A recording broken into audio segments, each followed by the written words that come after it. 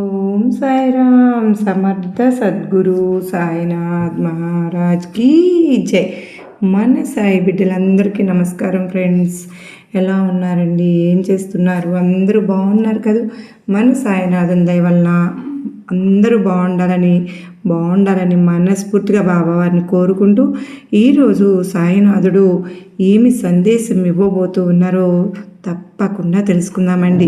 మన సాయినాథుడు మనకు ఏమి చెప్పినా కూడా మనం మనస్ఫూర్తిగా వింటే గనక ఖచ్చితంగా మనకు పరిష్కార మార్గం అనేది ఇప్పుడే మన కోసమే ఒక మంచి సందేశం తీసుకొచ్చారండి.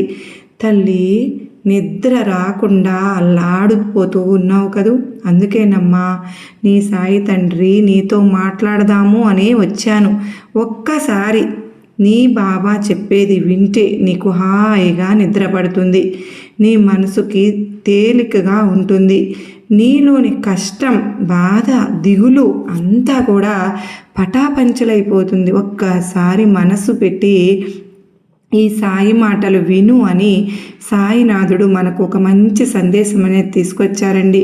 మనందరికీ కూడా బాబావారు ఎన్నో రకాలైనటువంటి ప్రాబ్లమ్స్కి సఫర్ అయిపోతూ ఉంటే ఎంతో చక్కని పరిష్కారాలు అనేవి మనకు చక్కగా చూపిస్తూ ఉన్నారు కదా. మరి మన సాయినాథుడు ఇంతగా మనకు చెప్తూ ఉంటే మనం బాబావారికి ఏ విధంగా కృతజ్ఞతలు తెలుపుకుంటామండి. ఖచ్చితంగా చిన్న లైక్ ఇచ్చి సాయినాథునికి మనకు ఎటువంటి సమస్య ఉన్నా సరే అది ఖచ్చితంగా 24 గంటల్లో పరిష్కారం అనేది మనకు లభించే తీరుతుంది. మనకి ఏ బాధ ఉన్నా కూడా బాబావారు 100కు 1000% నమ్మకంతో కనుక కనెక్ట్ అయ్యాము అంటే ఆ సమస్యలు మనకు ఎన్ని ఉన్నా కూడా సొల్యూషన్ అనేది మనకు దొరికే తీరుతుంది. నమ్మకంతో కనెక్ట్ అవ్వండి. మరి ఈరోజు బాబావారు చెప్తూ ఉన్నారు, తల్లి ఎందుకమ్మా నీకు ఎందుకు వచ్చిన కష్టం చెప్పు, నిద్ర రావటం లేదు అని చెప్పి ఎన్నో రోజులుగా నువ్వు అంతలా బాధపడుతూ ఉన్నావు. నీ సమస్యను నా దగ్గర పెట్టుకున్నావు, నేను చూడకుండా ఉండగలనా? నా తల్లి ఎందుకు ఇంతలాగా బాధపడుతుంది అని చెప్పి పరుగున నీకోసమే షిరిడీ నుండి వచ్చాను తల్లి. ఇది వినగానే నీకు చక్కని నిద్ర అనేది పడుతుంది, నీ సమస్యకు పరిష్కారం అనేది తెలుస్తుంది. మరి ఈరోజు నేను చెప్పే ఈ అద్భుతమైన సందేశం నిద్ర లేకుండా ఉన్న నీకు పగలంతా నీ పనులలో నీ మనసు అలా త్రిప్పి ఎలాగో సమాధానంగా ఉంటున్నావు, కానీ చేదు జ్ఞాపకాలను నీ మనసులో ఉన్న భయాన్ని అన్నింటినీ కూడా పక్కన అలాగ పెట్టి నీ మనసుకు నువ్వే ధైర్యం అనేది చెప్పుకుంటూ వస్తున్నావు. ఇలా రోజులు గడిపేస్తున్నావు, కానీ రాత్రి సమయంలో అది నీ వల్ల కావడం లేదు కదా బిడ్డ. పడుకుంటే ఆలోచనలతో నీకు తెలియకుండానే కన్నీరు అనేది కారిపోతూ ఉంటుంది. నువ్వు అన్నీ మర్చిపోదామని కళ్ళు మూసుకుంటున్నా కానీ నీ యొక్క జ్ఞాపకాలు, చేదు జ్ఞాపకాలు, నువ్వు పడ్డ అవమానాలు అన్నీ నీకు గుర్తుకు కళ్ళ ముందుకు వచ్చి మెదులుతున్నాయి. నువ్వు ఏదైతే మరచిపోవాలి అని అనుకుంటున్నావో అవే విషయాలు నీ కళ్ళ ముందు కనిపిస్తున్నాయి. ప్రశాంతత లేదు, నిద్ర లేదు, ఏమి చేయాలో తెలియకుండా ప్రశాంతంగా కంటి నిండా నిద్రపోయే యోగం కూడా లేదా అని ఎంతగానో బాధపడుతున్నావు. ఒక్కొక్కసారి అలా ఆలోచిస్తూ ఉంటేనే వెలుతురు వచ్చేసి తెల్లవారిపోతోంది. ఈ కష్టమైన రాత్రులను ఎలా తట్టుకోవడం? ఎక్కడ దాక్కున్నా నీ నీడ నీతోనే ఉంటుంది కదా. అలాగే నీ జ్ఞాపకాలు కూడా ఎక్కడికి వెళ్ళినా అంటే 7 సముద్రాలు దాటినా కూడా నీ ఆలోచనలు, జ్ఞాపకాలు నీతోనే ఉంటాయి కదమ్మా. నీ మనసు కట్టడి చేసుకో. ఎవరైనా చెబుతారు ఇలాగే, కానీ చెప్పేవాళ్ళకి సులభమే, కానీ అది అనుభవించే వాళ్ళకే కదా తెలుస్తుంది అలా చేయడం ఎంత కష్టమో అని. కానీ ఎవరికి తెలిసినా తెలియకపోయినా నీ బాబాకు తెలియదా? ఎంతమందితో పోరాడాలనుకున్నా నీ బాధ తీర్చేవారు లేరు. నీ బాధ ఎవరు కూడా తీర్చలేనిదే. కానీ ప్రశాంతమైన మనసుతో కంటి నిండా నిద్రపోయే రోజులు నాకు దగ్గరలోనే ఉన్నాయా? అసలు లేవా? నేను అలా ప్రశాంతంగా నిద్రపోతానా? ఇలా నా మనసులో కూడా చాలా ఆలోచనలు నీకు ఉన్నాయి. ఒకటే మనసులో పెట్టుకో బిడ్డ, ఆ రోజులు నీ దగ్గరలోనే ఉన్నాయి అని. నువ్వు ఈ సాయి బిడ్డవమ్మా, ఈ బాబా బిడ్డవి తల్లి. నన్నే నమ్ముకున్న నా యొక్క బిడ్డలకు తల్లి తండ్రి అయ్యి అన్నీ నేనే అయ్యి కాపాడుకుంటూ ఉంటున్నాను. ఎవరైనా నన్ను వద్దు అని వెళ్ళినా కూడా నేను కోప్పడను. అలాగే నువ్వు కూడా ఎవరు నిన్ను వద్దనుకున్నా నువ్వు కోప్పడవద్దు, బాధపడవద్దు. బంధాలు తెగిపోయాయో లేదో దూరమైపోయారో అని దిగులు పడవద్దు. బంధాలు దూరం కాకవచ్చు, కాకపోవచ్చు, అవ్వవచ్చు, దగ్గర అవ్వవచ్చు లేదా అని వాటికి కుంగిపోతే ఎలా? ఇలాంటి ప్రేమ బంధాలు ఇక్కడ నిరంతరం కాదమ్మా. నువ్వు వారిని వదిలి వెళ్ళడానికి అని చెప్పు. నీకంటూ ఒక జీవితం ఉంది, నీకంటూ ఒక ఆలోచనలు ఉన్నాయి. అటువంటప్పుడు ఎవరో వెళ్ళిపోయారని, వాళ్ళు నిన్ను తిరస్కరించాని, ఎవరో నీకు దూరం అయ్యారని నీ ఆనందాన్ని నీవు చేతులారా నువ్వే దూరం చేసుకుంటావా చెప్పు? తల్లి, నీకు ఈ సాయి తండ్రిని ఉన్నాను. నీ కష్టాలు బాధలు నాతో చెప్పుకుంటున్నావు కదా, ఇక నీకు దిగులెందుకు చెప్పు? నా బిడ్డ ఎవరి దగ్గర చెయ్యి చాచడం నాకు నచ్చదు. ఎవరు పిలిచినా పరిగెత్తుకుని వెళ్ళవద్దు. వాళ్లకు వంగి వంగి నువ్వు నమస్కారాలు చేయనే వద్దు. నీ అవసరం కోసం, వాళ్ళ అవసరం కోసం నిన్ను పిలుస్తారు. వారి అవసరాల కోసం నిన్ను వాడుకుంటారు. నీపై ప్రేమతో మాత్రం కాదు అని గుర్తుపెట్టుకో. అలాంటి సందర్భంలో ఈ బాబాకు ఎంత కష్టంగా ఉంటుందో తెలుసా? అందరికీ నువ్వు వంగి వంగి నమస్కారాలు చేసి నీ యొక్క విలువను నువ్వే తగ్గించుకుంటే నీ తండ్రిగా నాకు బాధగా ఉండదా? ఖచ్చితంగా బాధగా ఉంటుంది. అలా ఎప్పుడూ చేయవద్దు. ఎవరి దగ్గర కూడా నువ్వు నిన్ను తక్కువ చేసుకోవడం నాకు ఇష్టమే లేదు. నీ ప్రేమతో మాత్రమే కాదు, నిన్ను అభిమానించే వాళ్ళు నీకు ఉన్నారు. అలాంటి వారికి నువ్వు నిజాయితీగా ఉండు చాలు. అలాంటి సందర్భం నీకు చాలానే ఉన్నాయి, వస్తూ ఉంటాయి కూడా. కానీ నువ్వే గుర్తించటం లేదు. నీపై ప్రేమతో ఎవరు ఉన్నారో నువ్వు తెలుసుకోగలుగుతావు.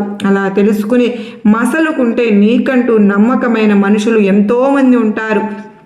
ఎలాంటి సందర్భంలో, కొన్ని సందర్భాల్లో నీ బాబాను కూడా నిన్ను చూస్తే నాకు ఎంతో కష్టంగా అనిపిస్తుంది. ఎన్ని కష్టాలు పడ్డావో, బాధలు దిగిమింగావో అన్నీ నాకు కష్టంగా ఉంటుందమ్మా. వాటన్నింటికి ఫలితంగా నీకు మంచి అద్భుతం జరగబోతుంది. నీకు నేను తోడుగా నీ సాయిని ఉంటాను. జరుగుతుంది తల్లి, జరుగుతుంది.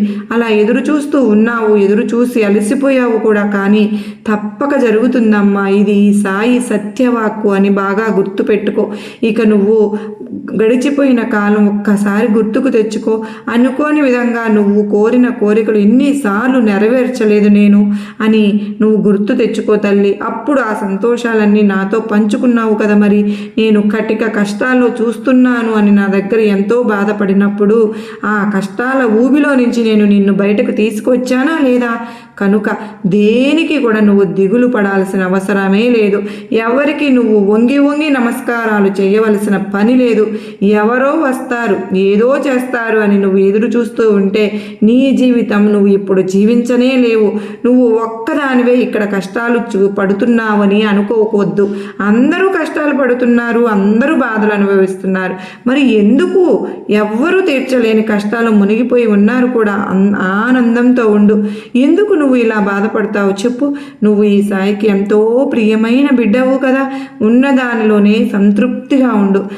నేను కూడా అదృష్టవంతుడినే, నాకు కూడా అదృష్టం పట్టబోతోంది, నేను కూడా గెలిచే తీరుతాను, నాకు జయం తప్పక వస్తుంది అని నువ్వు గట్టిగా నమ్ము. దానినే అనుకో. దానికోసం శ్రమించు, కష్టపడు, గట్టిగా దాని మీదే కృషి చెయ్యి. ఒకటి పోగొట్టుకుంటే మరొకటి చేరుతుందని గుర్తుంచుకో. ఎప్పుడు నేను చెప్పే మాటే కదా అని నిర్లక్ష్యంగా మాత్రం ఉండవద్దు. అవి ఒట్టి మాటలు కాదు తల్లి, పచ్చి నిజాలు. ఒకటి పోతే మరొకటి వస్తుంది. మనస్ఫూర్తిగా నమ్ము. నువ్వు పోగొట్టుకున్నది నీకు మంచిది కాదు అని కాలం తెలిసేలాగా చేస్తుంది. అందుకే భగవంతుడు నీకు ఇవ్వలేదు అని గుర్తుపెట్టుకో. జరిగేదంతా నీ మంచికే అని అర్థం చేసుకో. మనసుతో కళ్ళు మూసుకుని ఆలోచించు. నీ మనసుతో ఆలోచిస్తే ఉంటే ఏది నిజం, ఏది అబద్ధం, ఏది నీ కోసం, ఏది నీ కోసం కాదు, అది నీకే అర్థమవుతుంది. మనసులో బాధ పెట్టుకుని పైకి సంతోషంగా ఉండడం ఎంతో కష్టమైన విషయమే, కానీ సంతోషంగానే ఉంటే అది కష్టమేమీ కాదు కదా. కనుక నిద్ర లేకుండా కన్నీరు కార్చడం మానేసి సంతోషంగా ఉండు. ఏం చేసినా జరిగే తీరుతుందని అర్థం చేసుకో. తత్వానికి రా. మొదట నువ్వు ప్రకృతి నియమాన్ని తెలుసుకో. నిర్ణయాన్ని, ఆ సందర్భాలు మనుషులకు మారుతూ ఉంటాయని గ్రహించు. కాలం మారుతూ ఉంటే నువ్వు కూడా మారాలి. నీ ఆలోచనలు మారాలి. సంతోషం ఉన్న వాళ్ళకి ఏదో ఒక సందర్భంలో దుఃఖం వస్తుంది. కష్టాలు దుఃఖాలు అనుభవించే వారికి సంతోషాలు ఆనందాలు కలుగుతాయి. ఇదే కాలం ఇచ్చే ఒక నీతి. ఇదే కాలం దుఃఖం సుఖం మారుతూ ఉంటాయి. కష్టమే చూడలేదు, సంతోషంగానే ఉన్నాను అనేది ఎవరికి జరగదు. ఈ కాలానికి వ్యతిరేకం. అప్పటికి ఎలా జరగదు అని కూడా తెలుసుకో. ఒకరు నేను ఆనందంగానే ఉన్నా దుఃఖం అవసరం లేదు అంటే వాళ్ళు దుఃఖాన్ని కూడా ఆనందంగా మార్చుకోగల మనస్తత్వంతో ఉన్నారు. అలా వారిపై ఎప్పుడు నిండుగా మార్చుకున్నారు. వాళ్ళని అలా మనసుకు దృఢపరుచుకున్నారు అని అర్థం. అలాంటి ధైర్యం నువ్వు కూడా పెంచుకోవాలి. నీ బాబాని చెప్తున్నాను బిడ్డ, దుఃఖ సమయంలో కూడా నేను బాగున్నాను అనే సంతోషాన్ని తెలియపరిస్తే అది తప్పకుండా ఆనందంగానే మారుతుంది. ఎందుకో తెలుసా, ఏదైనా మార్చే శక్తి నీ ఆలోచనకు ఉంటుంది కనుకనే. ఇప్పుడు అర్థమైందా? నీ యొక్క కష్టాలు తీరే ఒక సందర్భం వచ్చింది అని, ఆ సంతోషం నీకు నిరంతరం ఉంటుంది అని, నీ ఆనందం సంతోషం అన్నిటినీ మూటగా గట్టి నీకు పంపిస్తున్నానమ్మా. ఇకనైనా నిద్ర లేని రాత్రులు గడపవద్దు. నీ ఆనందం ఏమిటో నీ బాబాకు తెలుసు, అది నీకు కూడా తెలుసు. పాటించు, తప్పకుండా నువ్వు కోరింది నెరవేరుతుందని. ఈ రాత్రికైనా కంటిగా నిండా నిద్రపోతావు కదా. నీ బాబా ఉండగా నీకెందుకమ్మా భయం అని చెప్పు. నీకు నా ఆశీర్వాదములు ఇస్తున్నాను బిడ్డ అంటూ సాయినాథుడు ఎంతో అత్యద్భుతమైనటువంటి సందేశాన్ని అందించారు కదా ఫ్రెండ్స్. మరి ఈ సందేశం విన్న తరువాత కూడా మనం బాధపడుతూ కూర్చుంటే మన సాయి మీద మనకు ఎంత నమ్మకం ఉందో ఎవరికి వారే గమనించుకోవాలి. బాబా ఉండగా మనకెందుకండి భయం? సాయినాథుడు లేరు అనుకుంటేనే కదా ఇవన్నీ దుఃఖాలు. బాబా ఉన్నట్లు మనకు ఎన్నిసార్లు సాయినాథుడు మనకు అనుభవాలను ఇవ్వలేదు. బాబా వారి శరీరంతో ఉన్నప్పుడు కూడా బాబా వారు ఎంతో మంది దుఃఖాన్ని తీర్చారు.